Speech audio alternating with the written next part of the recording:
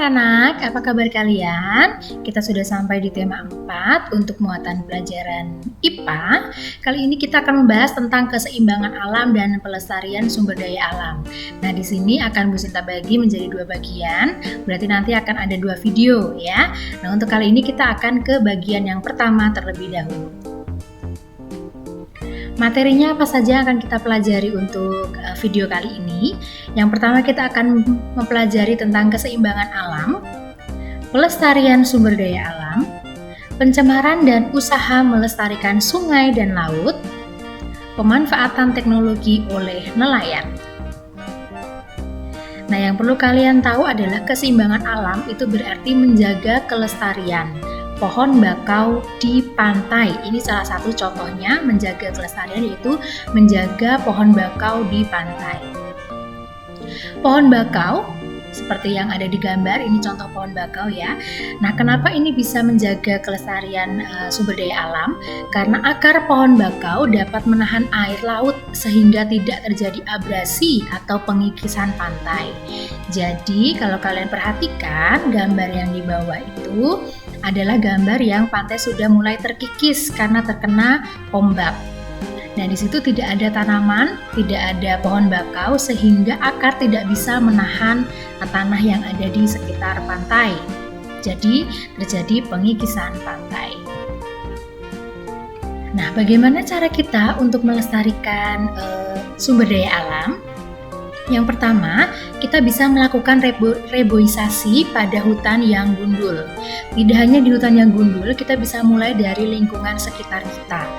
Kita bisa menggunakan atau memanfaatkan lahan-lahan kosong di sekitar kita untuk menanami tanaman yang bisa memperindah dan juga membuat lingkungan menjadi lebih asri. Kita juga bisa memanfaatkan energi alternatif seperti matahari dan angin. Kita juga bisa menggunakan tenaga panel surya untuk menghasilkan listrik atau tenaga angin untuk menghasilkan listrik. Nah, untuk cara yang selanjutnya kita juga bisa melakukan daur ulang. Sampah-sampah yang tidak bisa hancur atau tidak bisa jika tertumpuk oleh tanah dia tidak bisa mengurai, maka kita harus melakukan daur ulang. Atau yang terakhir, usaha melestarikan sumber daya alam, kita bisa melakukan penghematan, hemat listrik, hemat air, hemat sumber daya alam yang lain. Nah, bagaimana cara kita menghemat sumber daya alam? Yang pertama, kita menghemat air. Silakan keran-keran dimatikan kalau sudah penuh, atau mungkin bisa ketika kalian mencuci itu silahkan kalian tumbuk dulu sampai agak banyak, baru nanti dicuci bersama-sama. Mendaur ulang sampah ini juga termasuk contoh menghemat sumber daya alam. Menghemat listrik, silahkan kalau kalian berpergian ruangan tidak dipakai untuk dimatikan listriknya. Menghemat kertas. Nah, sekarang coba kalian perhatikan, ternyata kertas itu berasal dari batang pohon. Jadi batang pohon diolah menjadi kertas. Kalian bisa bayangkan berapa banyak pohon yang kita gunakan kalau kita tidak menghemat kertas. Lalu langkah selanjutnya kita juga bisa menghemat bahan bakar. Jadi kalau kalian bepergian jarak terdekat, silakan kalian bisa menggunakan sepeda atau kalian juga bisa berjalan kaki. Ya, kalau misalnya kalian akan bepergian jarak jauh, kalian juga bisa menggunakan angkutan umum. Nah, ini akan lebih menghemat bahan bakar. Pelestarian sumber daya alam di sungai. Nah, ini adalah salah satu contoh gambar sungai ya. Penyebab pencemarannya yaitu bisa membuang sampah dan limbah cair industri yang dapat mengakibatkan sungai menghitam dan mengeluarkan bau yang tidak sedap. Nah, di sini kalian bisa perhatikan gambarnya, itu merupakan air sungai yang sudah mulai tercemar.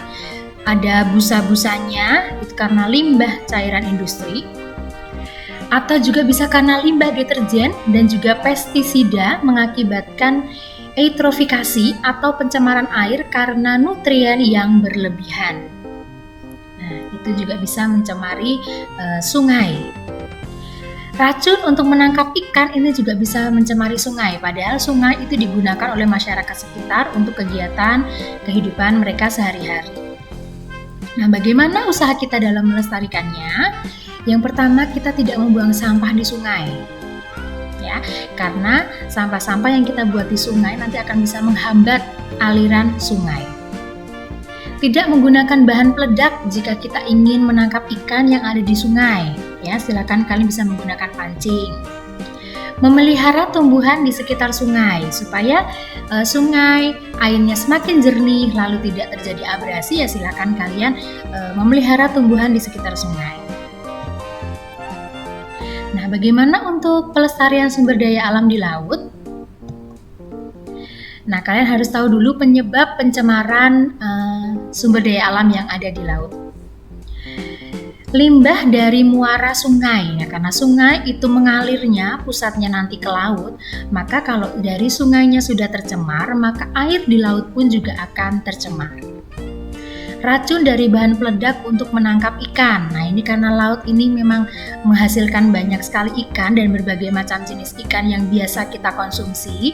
Biasanya para nelayan itu menggunakan cara cepat, yaitu dengan racun atau bahan peledak supaya mereka bisa menangkap ikan yang lebih banyak. Nah, ini tidak boleh ya, jangan dilakukan. Atau tumpahan minyak dari kilang minyak. Nah, ini dia, karena minyak itu pertambangan minyak itu kebanyakan juga dari laut, jadi kadang ada mereka pekerja di tambang minyak itu mereka tidak sengaja menumpahkan minyak dan kilang minyaknya ke laut. Nah, ini bisa mencemari air yang ada di laut. Nah, bagaimana usaha kita dalam melestarikan sumber daya alam di laut? Tidak mengambil dan merusak terumbu karang. Kalian perhatikan bahwa laut itu merupakan tempat hidup banyak sekali hewan. Ya, tidak hanya hewan, ada tumbuhan juga. Jadi kita jangan mengambil ataupun merusak terumbu karangnya. Sangat cantik sekali ya, coba kalian perhatikan.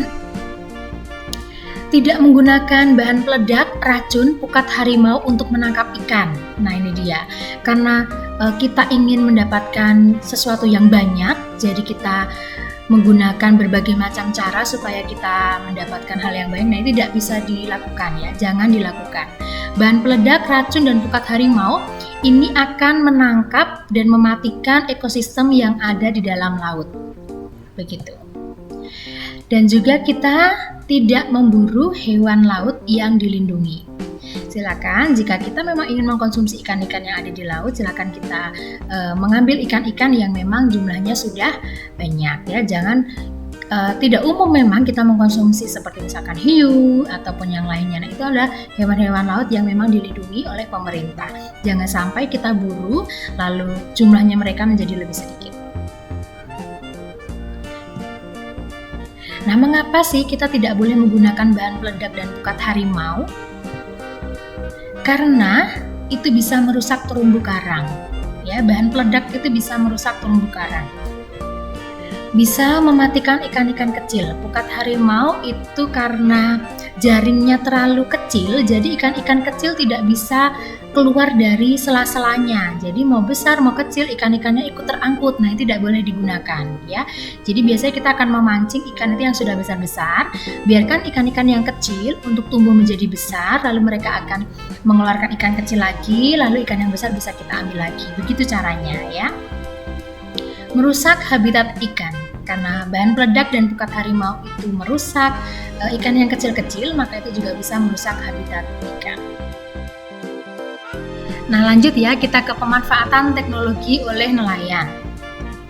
Di sini akan dibedakan menjadi dua bagian, yaitu nelayan tradisional dan juga nelayan modern. Bisa kalian perhatikan bahwa memang ini merupakan kedua hal yang sangat berbeda.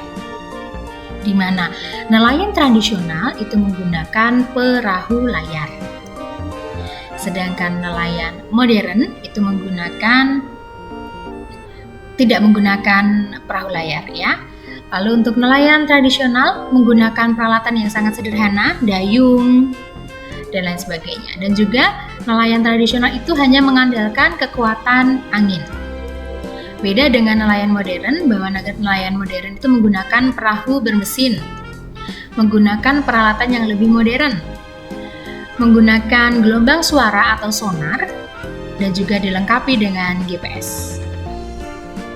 Nah oke, itulah materi kita untuk IPA bagian yang pertama. Silahkan kalian perhatikan baik-baik, boleh kalian ulang lagi videonya dari awal, dan jangan lupa di subscribe untuk YouTube channel SD Bopri Gondola U. Oke, semangat belajar!